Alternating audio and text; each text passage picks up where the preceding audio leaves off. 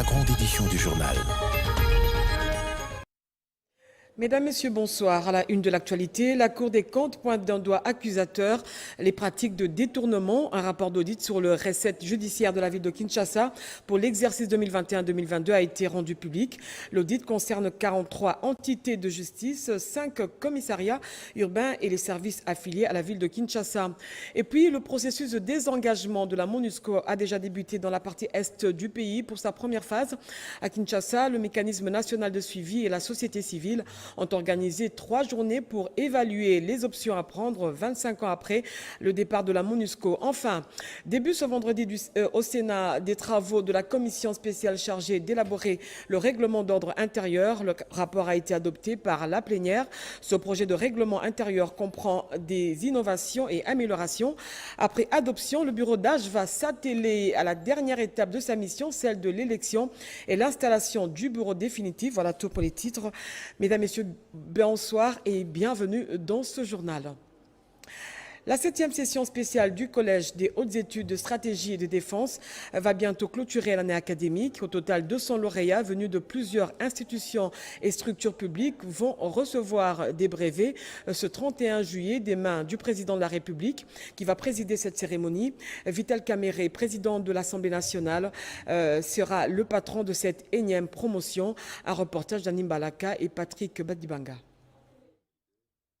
La 7e session spéciale du Collège des hautes études de stratégie et de défense va finir sa formation le 31 juillet prochain. Plus de 200 lauréats venus de plusieurs institutions et structures publiques vont recevoir leur brevet au cours d'une grande cérémonie officielle qui sera présidée par le chef de l'État Félix-Antoine Tshisekedi Tshilombo. Cette promotion sera parrainée par le professeur Vital Kamerhe, président de l'Assemblée nationale. C'est le général-major et professeur Augustin Moubia Imamba, directeur général du CHESD, qui l'a annoncé au speaker de la Chambre basse du Parlement, accompagné du directeur général adjoint, le général de brigade Kabila Mukombi Sam et secrétaire général le colonel Kibwe Franck. Le directeur général de cette structure de formation militaire est venu solliciter l'accord de celui qui a été désigné par le Collège des hautes études de stratégie et de défense comme parrain de cette 7e session spéciale. Vous savez qu'il est d'une tradition dans les écoles militaires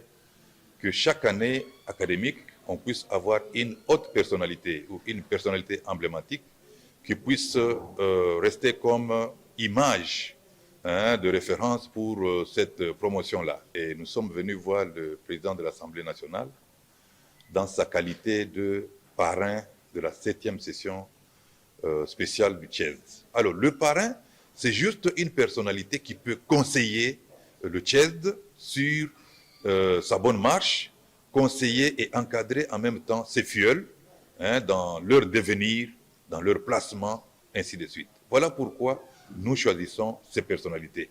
Et ici, nous avons un nouveau président de l'Assemblée nationale, qui est une figure très importante, très connue, professeur d'université.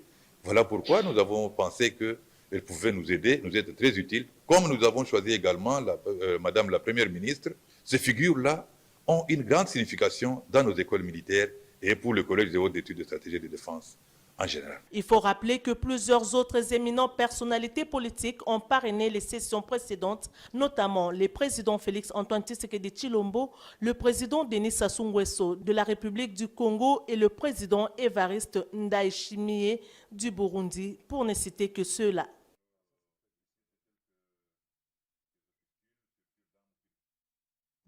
À la Chambre haute du Parlement, le rapport de la commission spéciale chargée de l'élaboration du règlement intérieur du Sénat a été adopté ce vendredi au cours d'une séance plénière sous la conduite de Pascal Kinduelo. Ce projet de règlement intérieur contient des innovations et des améliorations qui mettent en place des règles et de fonctionnement de cet organe délibérant. Un reportage de Christian Tako et Gaylor Kibangula. L'Assemblée plénière du Sénat a adopté ce vendredi 28 juin au Palais du Peuple les rapports de la commission spéciale chargée de l'élaboration du règlement intérieur du Sénat de la 4e législature au cours d'une séance sous la direction du président du bureau provisoire, l'honorable Pascal Kinduelo Lumbu. Les rapports de cette commission, présidée par l'honorable Christophe Lutundula, avaient 27 pages qui présentent des améliorations et des innovations par rapport au texte des martyrs. Ces règlements intérieurs mettent en place les cadres de travail et les règles de fonctionnement de cet organe délibérant dans une sagesse renouvelée avec un esprit de responsabilité qui a toujours caractérisé cette chambre, a dit Christophe Lutundula.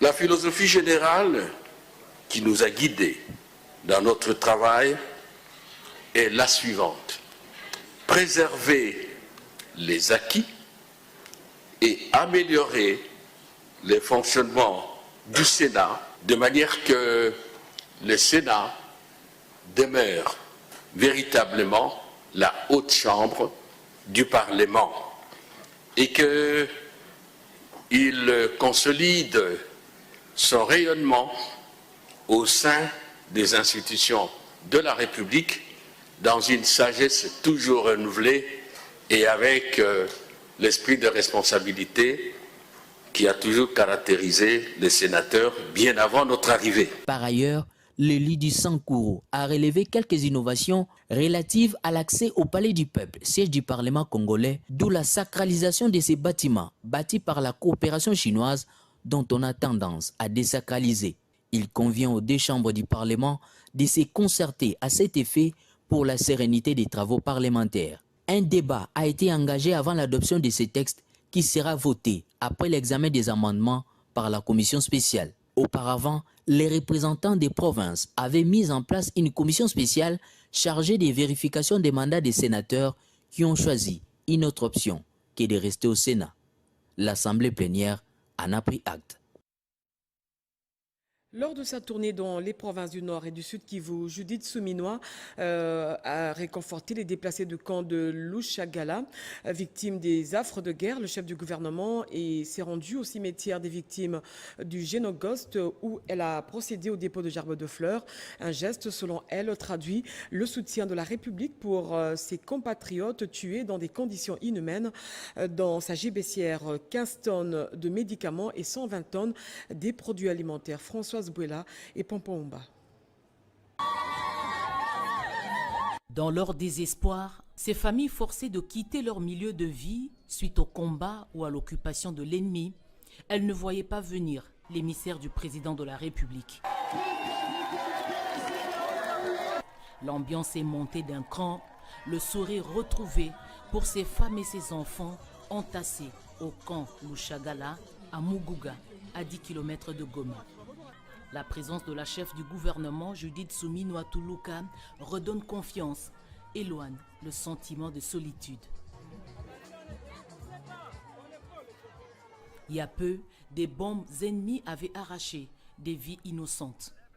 Colère pour la première ministre, venue leur témoigner son affection et apporter un message d'espoir pour ces sans-abri et pour ces enfants forcés de quitter l'école. Moi, je viens vous offrir un message d'espoir pour vous dire que mon gouvernement, nous sommes là pour mettre tous les moyens possibles pour qu'on trouve une solution à votre problème. Comme l'a demandé le chef de l'État, que nous allons prendre nos responsabilités en tant que gouvernement. Sur ces différents sites se posent beaucoup de problèmes. Dans l'urgence, et grâce aux partenaires du gouvernement, 15 tonnes de médicaments et 115 tonnes de vivres essentiellement constitués des matelas, de riz, haricots, bouillis pour enfants. La remise symbolique a eu lieu au gouvernorat. On peut s'assurer dans la mesure du possible que tous les produits et les vivres qu'on est en train de ramener pour notre population sinistrée soient des produits congolais parce que ça nous permet aussi de montrer qu'on l'aide, qu'on s'appuie sur l'entrepreneuriat congolais. Pour une bonne gestion de l'aide, la première ministre a responsabilisé le gouverneur militaire pour travailler en collaboration avec les communautés et le responsable des déplacés jusqu'à servir le dernier compatriote recensé. Le drame que vivent nos compatriotes dans cette partie du pays restera gravé dans la mémoire collective. Aucune victime ne sera oubliée, surtout celle des agressions rwandaises. Ce cimetière aménagé dans le territoire de Nyiragongo leur est réservé pour le repos des âmes et pour construire notre histoire sur ce lieu du mémorial. La première ministre a tenu à rendre hommage aux victimes. Ici sont déjà enterrés les derniers morts du bombardement dans un camp des déplacés au mois de mai dernier. Des mots pour la postérité ont été couchés dans le livre d'or. Le cimetière du Génocoste sert également de lieu de pèlerinage. Juste après, Judith Soumino s'est rendue au camp militaire de Katindo pour visiter les militaires blessés, offrant une visite de réconfort et un moment qui témoigne en même temps le soutien du gouvernement de la République à ces vaillants militaires qui ont servi et continuent de servir la nation. Une fois de plus, Françoise Bouela et Pompomba. Les troupes engagées au front méritent respect de toute la population. C'est le message transmis par la chef du gouvernement ici à l'hôpital régional militaire de Goma, commune de Karisimbi. Judith Soumino Watuluka, loin des caméras, a été au chevet des hommes blessés au front et pris en charge dans cet hôpital. Les vaillants soldats ont été soulagés par cette visite de réconfort qui remonte le moral. Dans la suite de la première ministre, le ministre d'État, ministre du Budget, la ministre des Affaires sociales, le ministre de la Communication et porte-parole du gouvernement, ainsi que le vice-ministre de la Défense nationale. Les épouses des militaires internés ont laissé éclater leur joie.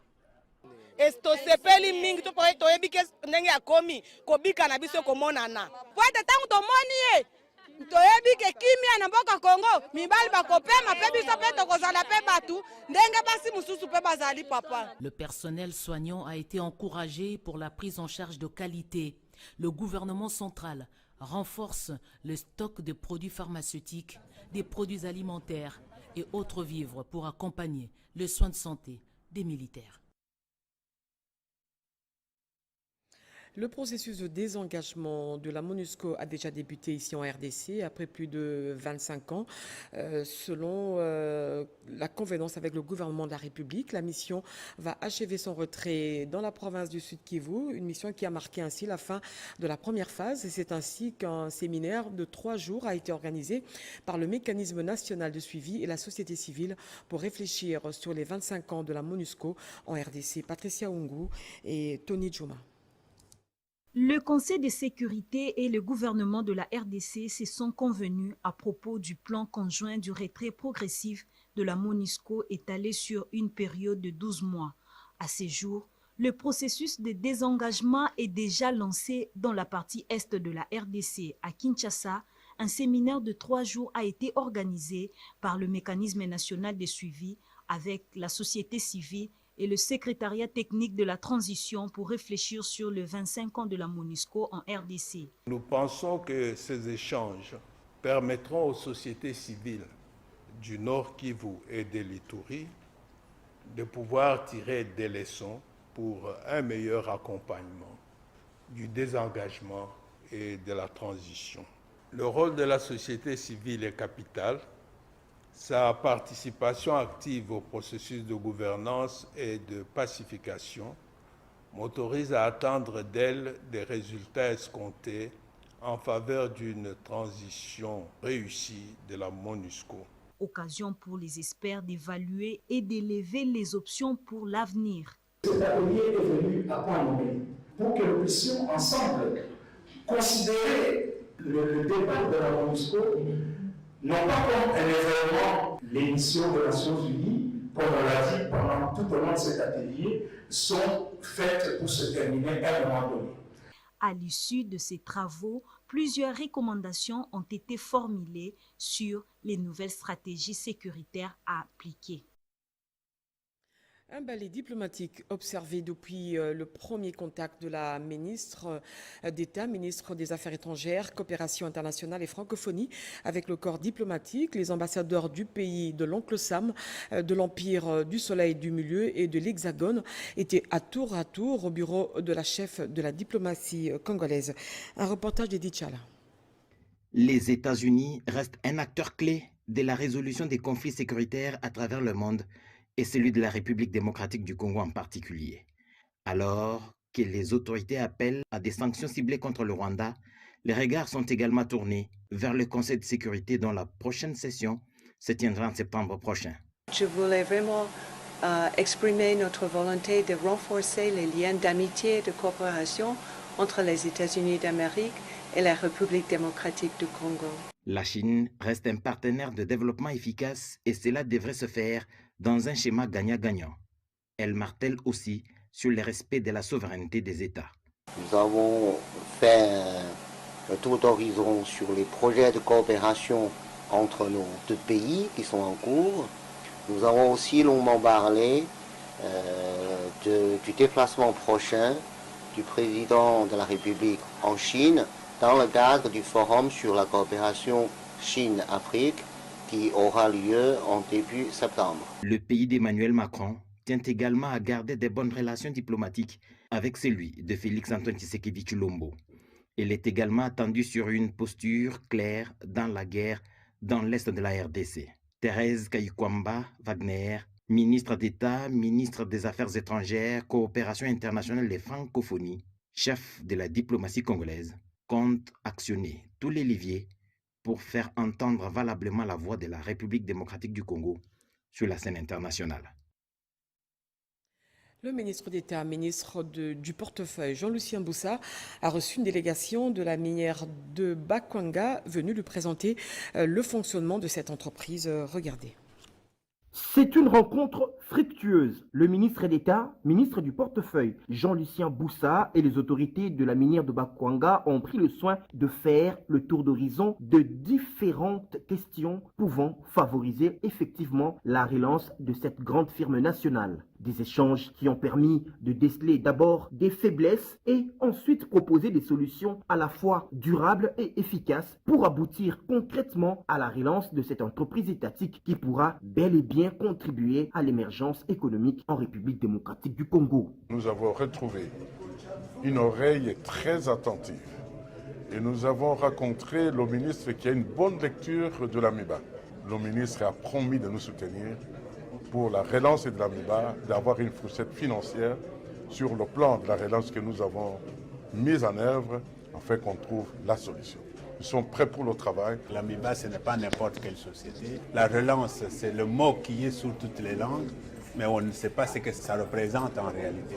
Et aujourd'hui, nous avons eu l'occasion de dire au ministre ce qu'il y a comme problème pour arriver à cette relance. Et nous avons trouvé une bonne oreille, une oreille attentive, comme dit le PCA. Et nous pouvons nous réjouir. Après le passage du caucus des députés du Kassai-Oriental qui ont balisé le chemin, le ministre d'État, ministre du portefeuille, Jean-Lucien Boussa, a manifesté ouvertement son engagement à travers cette audience accordée aux autorités de la minière de Bakwanga à les accompagner pour ce processus. Déjà dans les tout prochains jours, les engins seront octroyés pour actionner les activités sur le terrain. Et au ministère de l'Emploi et du Travail, Ephraim Akwaka, ministre de l'Emploi, a débuté une série de séances de travail avec les établissements publics et autres structures placées sous son autorité. C'est un reportage de Willy Atunakov.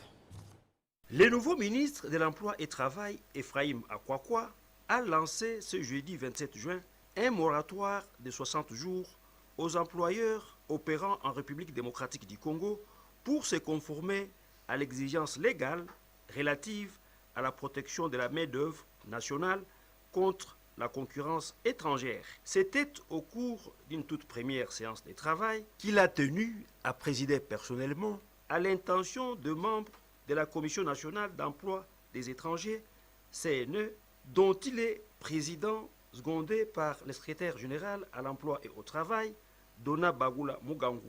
J'ai saisi cette occasion pour rappeler aux employeurs qui utilisent la main-d'œuvre à la stricte observance des dispositions pertinentes des articles 5 et 6 de l'ordonnance numéro 74/098. Il est interdit à tout employeur d'embaucher ou de maintenir en service un travailleur étranger en vertu d'un contrat de travail s'il n'a préalablement sollicité et obtenu une carte de travail au bénéfice de ces travailleurs étrangers.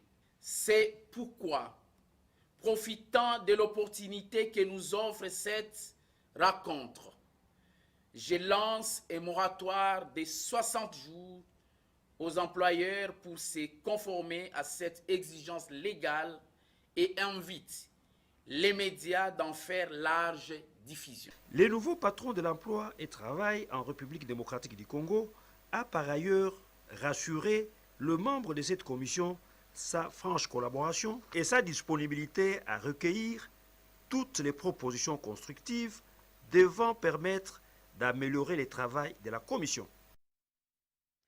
Et du côté du ministère des Affaires foncières, Acacia Bandoubola a échangé avec le directeur chef de service. Ces derniers lui ont présenté les difficultés rencontrées, notamment le manque de primes. Un reportage de Blaise Kitiki et J.R. Kabamba. Après avoir rencontré les conservateurs de titres immobiliers et le chef de division des cadastres, la ministre d'État, ministre des Affaires foncières, Acacia Bandoubola Mbongo, a eu une réunion de prise de contact avec le directeur chef de service et directeur aux affaires foncières. C'est jeudi 27 juin 2024 dans son cabinet de travail. Le secrétaire général Gérard Mugangou, qui a prononcé les mots d'introduction, est revenu sur les explications des attributions de chaque direction. Prenant la parole à son tour, la ministre d'État, ministre des Affaires foncières, Acacia Bandoubola Mbongo, a exposé sa vision, celle d'échanger les paradigmes, de travailler avec les administrés et d'échanger l'image des affaires foncières ternies par les agents et cadres de mauvaise foi. Le directeur chef des services a révélé la problématique de frais de fonctionnement, la poursuite du dossier de l'ordre des géomètres, l'implantation des écoles nationales du cadastre et les manques des infrastructures qui posent problème. Cette politique, initiée par Acacia Bandoubola Mbongo, est très appréciée par les chefs des services et directeurs. Il était important qu'elle puisse nous donner les instructions et la ligne à suivre que nous allons mettre en application pour que les secteurs fonciers puissent aller de l'avant. Sans oublier que le secteur foncier n'est pas seulement technique, mais il est également générateur de recettes. Elle a insisté sur l'amélioration du service, la ponctualité et pour éviter les conflits. Mais également, elle a insisté sur l'accroissement des recettes. Nous allons l'accompagner de toutes les façons à l'accomplissement de sa mission au ministère des Affaires foncières. D'emblée, je dirais que c'est une grande première au niveau des affaires foncières et nous sommes satisfaits. Une photo des familles entre la ministre d'État, ministre des Affaires foncières, Acacia Bandoubola Mbongo, a clôturé ces échanges. La coalition Le Congo n'est pas à vendre a analysé le rapport d'audit de la Cour des comptes sur la capacité de mobilisation de recettes judiciaires de 2021 à 2022. Au terme de cette activité citoyenne, il s'observe qu'entre 2021 et 2022, un montant de 8,8 millions de dollars américains n'a pas été versé au Trésor public. Pour la Cour des comptes, des mesures courageuses doivent être prises, notamment le vote d'une loi contre la corruption. Un reportage d'Amani Kaïssa et Fiston Monoma. Plus de 8 millions de dollars américains de recettes du secteur judiciaire exercice 2021-2022 n'ont pas été versés au Trésor public. Ce sont les conclusions du rapport d'audit de la Cour des comptes relevées par la structure Le Congo n'est pas à vendre. Cette analyse citoyenne concerne 3 juridictions. Il s'agit entre autres de la Cour de cassation, la Cour d'appel de Kinshasa-Gombe et la Cour d'appel de Kinshasa-Matete, en plus de 5 parquets et 4 tribunaux de paix et certains commissariats de la police nationale. Il a été question pendant une année d'enquêter sur les capacités contributives du secteur de justice au budget de l'État, précise M. Valérie Madianga, membre de la structure Le Congo n'est pas à vendre. Cette première phase d'enquête a concerné essentiellement la ville de Kinshasa avant de s'étendre dans d'autres provinces de la RDC. Des recommandations au gouvernement central ont été également faites dans ce rapport d'audit de la structure Le Congo n'est pas à vendre en collaboration avec la Cour de comptes. L'État congolais est appelé à digitaliser le système de perception des frais judiciaires, le vote d'une loi anticorruption, la création des tribunaux spécialisés pour endiguer la corruption, des sanctions administratives et pénales à infliger aux agents de l'État impliqués dans cette pratique et bien d'autres. La lutte anticorruption fait partie de la vision du chef de l'État Félix-Antoine Tshisekedi Tshilombo. Voilà pourquoi le gouvernement doit mobiliser tous les moyens pour y parvenir. Et puis la direction générale de la GECAMINESA a organisé une session de formation, d'échange et réflexion à l'intention des directeurs généraux, une rencontre qui tombe à point nommé qui va permettre de renforcer les capacités managériales des agents et cadres de la GECAMINE. Regardez. Les mandataires partenaires de la GECAMIN sont en formation d'épanouissement professionnel à Lubumbashi, dans la province du Haut-Katanga. La session de formation concerne les administrateurs, les directeurs et les responsables de filières, aussi bien que les membres du comité de suivi à médiation. Ils sont en étude des facteurs de bonne gouvernance de la générale de carrière et des mines en République démocratique du Congo. Les défis en la matière ont été présentés par le directeur général Placide Nkala. À ce titre, les cabinets Asafo et Mazar assurent la formation sur le thème central GECAMIN associé minoritaire.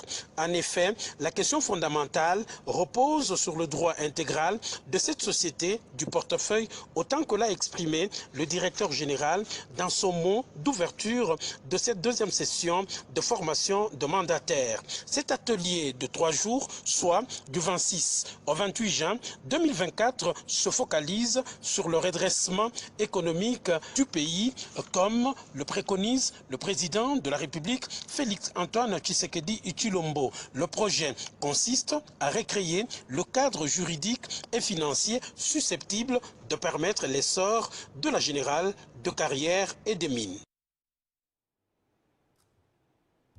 La délégation de la société Kilomoto plaide pour l'application du gouvernement dans la modernisation des équipements pour accroître la production des lingots d'or. C'est ce qui justifie la séance de travail entre le ministre et la délégation conduite par son PCA, Feza Motema. Le point dans ce reportage de Dada Chabani. Après plusieurs années d'inactivité, Kilomoto a repris sa production d'or récemment.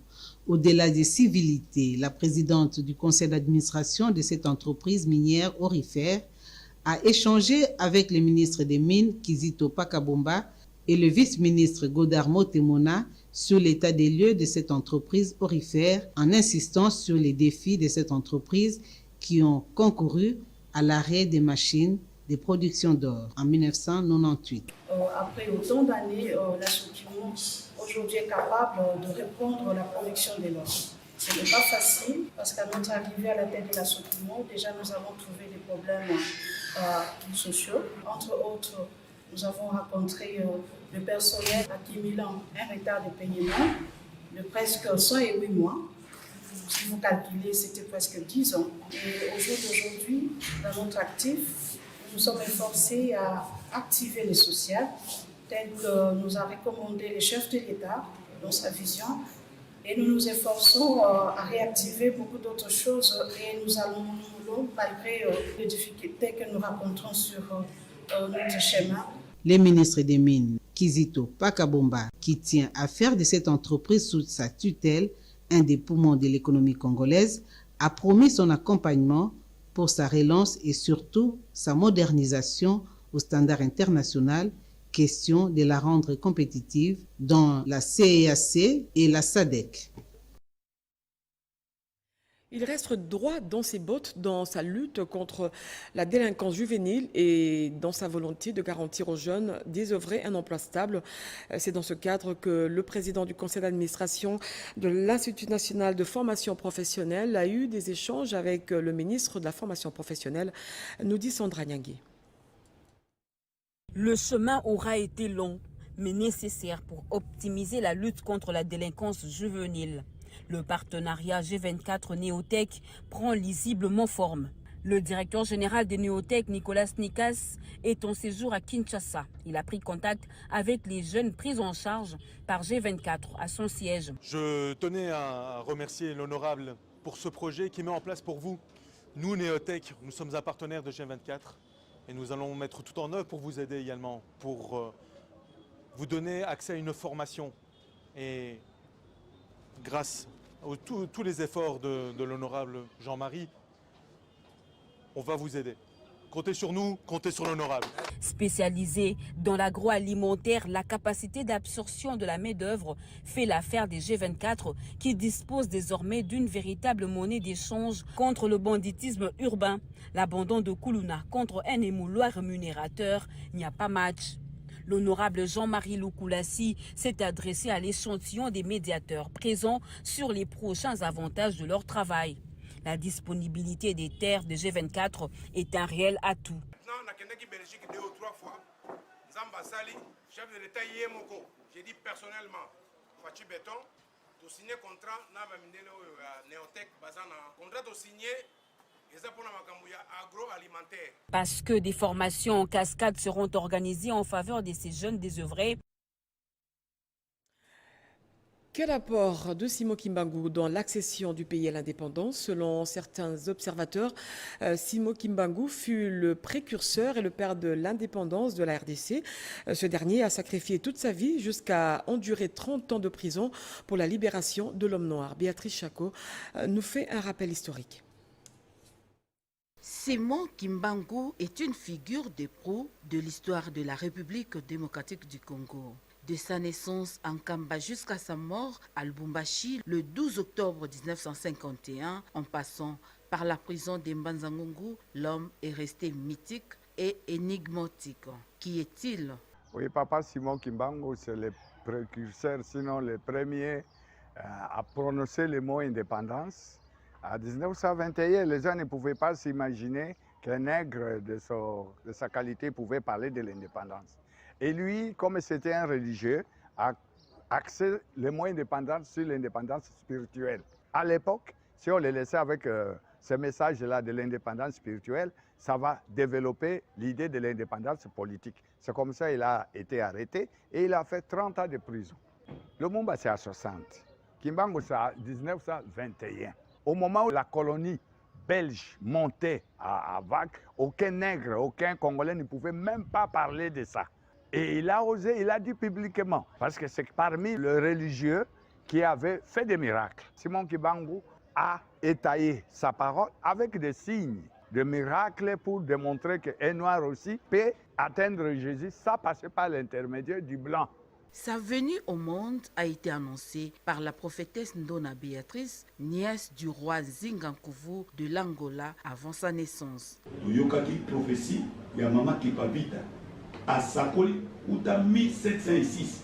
Papa Simon Kimbangu était l'homme de l'indépendance du Congo pour la liberté des Congolais et des Africains. Simon Kimbangu était le leader spirituel qui a pris le courage de dire aux colonisateurs de rentrer chez eux suivant la prophétie de Kimpavita. Les Lumumba, Kasavubu et les autres l'ont accompagné sur le plan politique. Simon Kimbangu, c'est lui le vrai père de l'indépendance. Le président Félix Tshisekedi le lui a reconnu à juste titre à travers la journée du 6 avril devenue date de la liberté de l'homme noir. Animé le 6 avril et comme une journée chômée, payée, fériée. Sa vision du kimbanguisme est assurée par son petit-fils Simon Kimbangu Kiangani, né le même jour, heure et date et année de sa disparition. Il est sa réincarnation et représentant légal de l'église kimbanguiste. La Grande-Bretagne compte accompagner le gouvernement de la République dans le secteur des infrastructures aéroportuaires de la RDC. C'est dans ce cadre que Trifon Kinke Mulumba, président du conseil d'administration de la Régie des voies aériennes, a eu des échanges avec l'ambassadrice de la Grande-Bretagne sur un vaste projet qui va permettre la sécurisation des infrastructures aéroportuaires de la RDC. Suivez ce reportage sous les images de Chico Bipembo. Les infrastructures aéroportuaires en RDC souffrent d'un manque criant de dégradation avancée. Ajoute à cela le mauvais état des pistes d'atterrissage et des équipements de navigation obsolètes. Conscient de cette situation, Trifon Kinke Mulumba, président du conseil d'administration de la Régie des voies aériennes, ne baisse pas les bras. Il a reçu dans son cabinet de travail l'ambassadrice britannique Alison King, avec qui il a échangé sur l'amélioration de la sécurité aérienne de l'aéroport international d'Undjili, qui représente une étape cruciale dans le renforcement des infrastructures aéroportuaires de la RDC. Cette rencontre entre le président du conseil d'administration de la RVA et l'ambassadeur britannique souligne l'importance accordée par les deux parties à la sécurité et l'efficacité des opérations aériennes. Alison King a exprimé sa volonté de soutenir la RVA en partageant l'expertise et des technologies avancées pour renforcer les capacités de sécurité de l'aéroport d'Undjili. Je quitte ce bureau très encouragée par des bonnes nouvelles du progrès dans nos projets partagés et je suis très optimiste pour l'avenir de nos relations économiques, pas uniquement dans le domaine du transport. Un vaste projet porteur d'espoir pour la RVA. Il va permettre de renforcer les infrastructures aéroportuaires sur toute l'étendue du territoire national. Les aéroports sont les portes d'entrée et de sortie. Nous sommes sous le contrôle des organisations internationales. Nous devons nous mettre à niveau. C'est une obligation. Le partenariat entre la RDC et la Grande-Bretagne inaugure une coopération fructueuse qui va transformer la sécurité aérienne des infrastructures aéroportuaires de la RDC, offrant ainsi une meilleure protection et un service de qualité. Enfin, la Haute École de Commerce vient de lancer sur le marché de l'emploi la première promotion de l'LMD sur le programme Master complémentaire, une occasion pour le directeur général de cet institut et le secrétaire général de l'enseignement supérieur et universitaire de recommander aux lauréats de faire rayonner la devise de la Haute École de Commerce qui se résume en 3 mots, efficacité, excellence et émergence. Sylvie Mwembo, Luxon Lukombo. Ex-Institut supérieur de commerce, devenu Haute École de commerce avec pour devise excellence, efficience et émergence, EC a sorti la première promotion en licence master doctorat dans différentes filières de formation. En termes de chiffres, en filière marketing, 13 distinctions contre 11 en ressources humaines et 13 en fiscalité. Le directeur général de cette alma mater, le professeur Edson Nyonsaba, a remercié le chef de l'État Félix-Antoine Tshisekedi Tshilombo à travers le ministère de l'Enseignement supérieur et universitaire d'avoir instauré ce système LMD qui est devenu une réalité. Ce programme qui nous tient à cœur, perçu comme une menace par plus d'un, devient plutôt une opportunité pour notre corps enseignant. Nous voulons encourager de manière solennelle ceux d'entre vous qui se sont distingués. Et pour dire que chacun, selon les efforts qu'il a fournis, il sera honoré tôt ou tard dans la vie, car on récolte ce qu'on sème. Un chèque de $3000 a été mis à la disposition des étudiants qui ont réussi la mention distinction et ils sont éligibles à la Fondation Roachi. Le secrétaire général en enseignement supérieur et universitaire représentant de la ministre Pacifique Ilioso Monano a recommandé aux lauréats de faire rayonner la devise excellence, efficience et émergence dans leurs recherches et dans leurs activités socio-professionnelles. Les lauréats ont exprimé leur reconnaissance envers les autorités académiques pour avoir mis à leur disposition un corps académique de qualité et les meilleures conditions matérielles de travail. L'actualité continue à 23h avec Bobo Annan. Moi, je vous retrouve la semaine prochaine. D'ici là, portez-vous bien. Au revoir.